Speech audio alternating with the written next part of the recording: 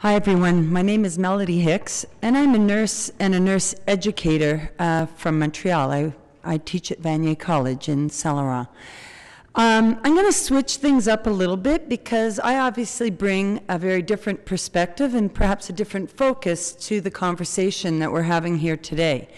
I very much see us all in partnership, and I think it's really fitting that I follow Claude, who whose company was so very much involved in getting the antiretrovirals to Africa, which is really where my story begins, but certainly does not end. We're to talk about adversity, and I believe that adversity has now become my middle name because everything I have tried to do has not always been met with the same enthusiasm that I've brought to the table, and perhaps some of you have experience that sometimes with some of the ideas that you've tried to move forward. My story, as I say, begins here in Malawi, sub-Saharan Africa, which I visited in 2008 and really was a game changer for what I'm doing today. Interesting enough, we still don't really consider it a chronic illness in Malawi. There's still way too many deaths every year, and some of the adversity that's faced in that country is not the availability of the drugs, but it's the accessibility to those medications, which is something in my small way I'm trying to perhaps improve upon. Don't get me wrong, in 2008, the life expectancy for women was 39 years old. And that was because of the AIDS epidemic. You can see the difference today. So there has been an incredible increase in life expectancy in just 6 years, which is really kind of mind-boggling. This is how I feel some days, and perhaps you can relate to that as well. In 2008, I spent a lot of time with healthcare professionals, healthcare providers, and educators, and I sort of formulated an idea that I would like to establish a nursing education program abroad. I wanted to introduce my graduating students to health in a more global context. And as I say, I was so keen. I came back, I was all excited, and my excitement was met with a lot of people who were quite reticent and didn't quite see my vision or what I was trying to do. And some of those questions were things like this, how could Canadian students possibly gain anything or learn anything in a country that was so resource poor? And I guess that's how you look at what nursing is. Nursing is not all about, although medications are a massive part of what we do and we could not do our job without them, nursing is an art. It's about being able to connect with your patients. It's being able to assess and to rely on your own abilities. And frankly, there may be a big lack of resources, certainly physical material resources, but I actually looked at it as an incredible richness. There are 16 million people in Malawi alone that would probably fit into the province of Nova Scotia or New Brunswick.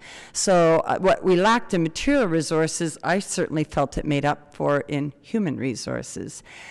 Funding is an ongoing problem. I had a lot of administrators saying, how can you introduce a program at a college level that's so expensive? Our students can't afford that kind of thing. So adversity, a stumbling block, but certainly not something that kept me from moving forward. And what we've done is an awful lot of fundraising. Fundraising makes students feel invested. There's nothing wrong with working hard for something that you value. And I think, again, that is something we can all relate to. However, when fundraising takes away from what the primary focus is, which is education, that becomes a problem. So it's always finding that balance. How much do you burden the students with fundraising? And then, of course, how much then do they, value the experience? I also need to prepare these students to parachute into a developing country. Their training has been here in Canada. We have a very different, not a different focus because, the human focus, patient focus is always the same. But certainly there is some preparation that needs to be done ahead of time before they find themselves in this environment. And that also burdens a graduating student who's already got a lot on their plate. And lastly, sustainability. I'm a firm believer that if our students here in Canada are going to get an international experience and grow, which they do, then that needs to be reciprocated. It is not fair that our students go abroad and gain this global perspective and see how their education can be applied throughout the world, and that we don't allow the students in Malawi to have that same experience. And again, I entered into a partnership in 2010, signed this agreement saying, yes, yes, yes, of course we'll reciprocate, only to find out that that wasn't quite so easy to do.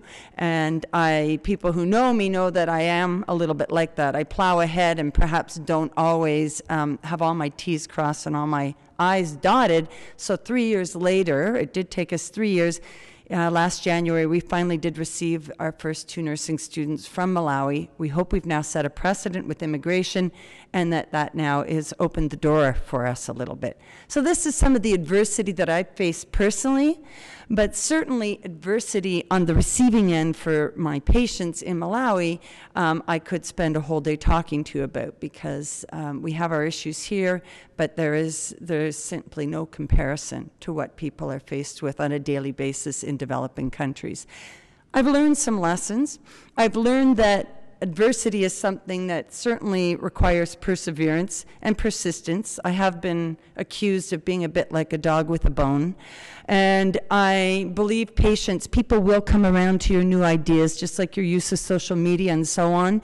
They will come around to those ideas, but they need to be given a little time to, to see things your way.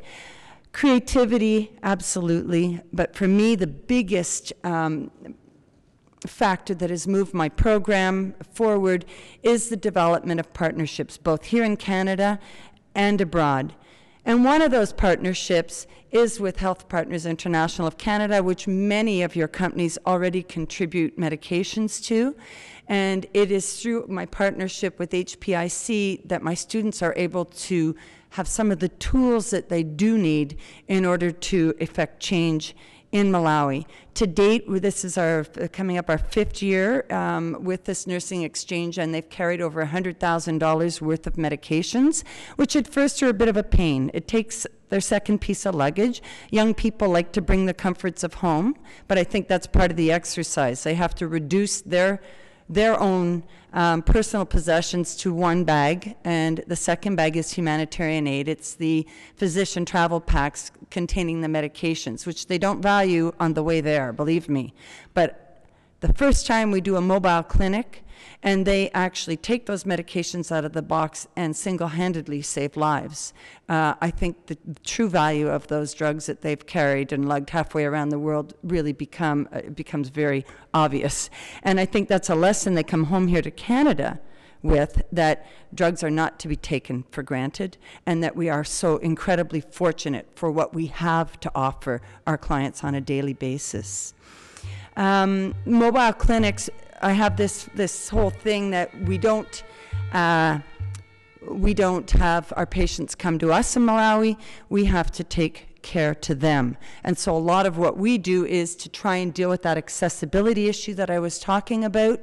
We actually go to our clients. And this is the scene. When we arrive, there are hundreds of people who line up and sometimes have not had health care for 6-8 months because of the impassivity of the roads in the rainy season. These are just images of my students. The value of these international exchanges is something that finally the Canadian government and now the private sector is beginning to see is what our students need here in Canada. It needs to be part of their education.